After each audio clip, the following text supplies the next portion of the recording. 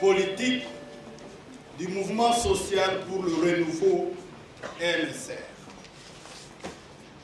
Nous, membres du mouvement social pour le renouveau MSR, réunis à un congrès extraordinaire au centre catholique Nganda à Kinshasa du 5 au 7 novembre 2015 sous le thème principal « Les MSR face au destin de la nation congolaise ».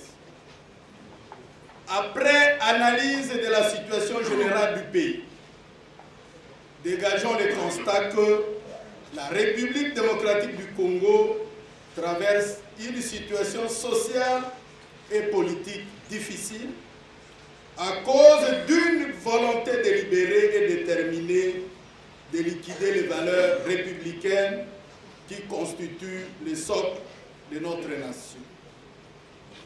Conscient des attentes et aspirations profondes de notre peuple, je disais conscient des attentes et aspirations profondes du peuple et de notre responsabilité de citoyens, le congrès du mouvement social pour le renouveau fait la déclaration suivante.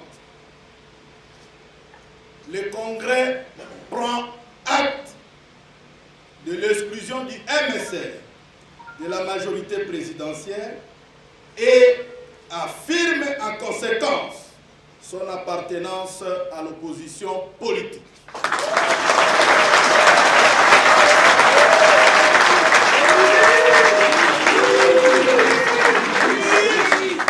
Je disais, le Congrès prend acte de l'exclusion du MSR de la majorité présidentielle et affirme en conséquence son appartenance à l'opposition politique.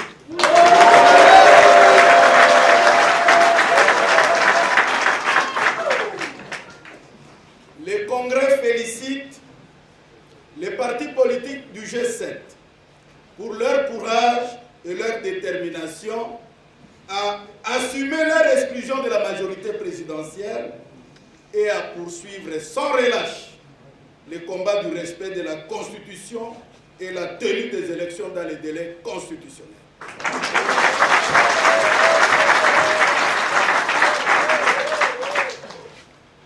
Rappelons l'ambition légitime de tout parti politique de conforter son leadership dans l'objectif de conquérir le pouvoir.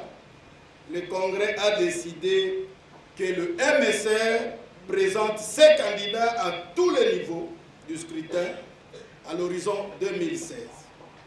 À cet effet, le Congrès donne mandat au bureau politique du parti de procéder, de concert avec ses partenaires du G7, au choix et à la désignation des candidats uniques à l'élection présidentielle.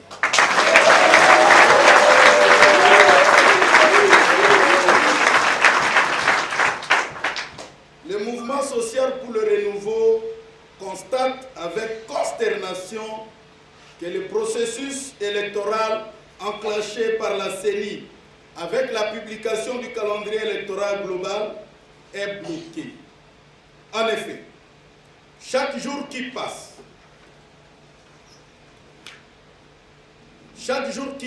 disais-je, apporte plus de confusion que de clarté quant à la tenue des prochaines élections, tant attendues par le peuple congolais. Le congrès du MSR fustige l'absence manifeste d'une volonté politique affirmée des parties prenantes en charge de la facilitation de l'activité de la CENI, en l'occurrence le président de la République, le Parlement et le gouvernement.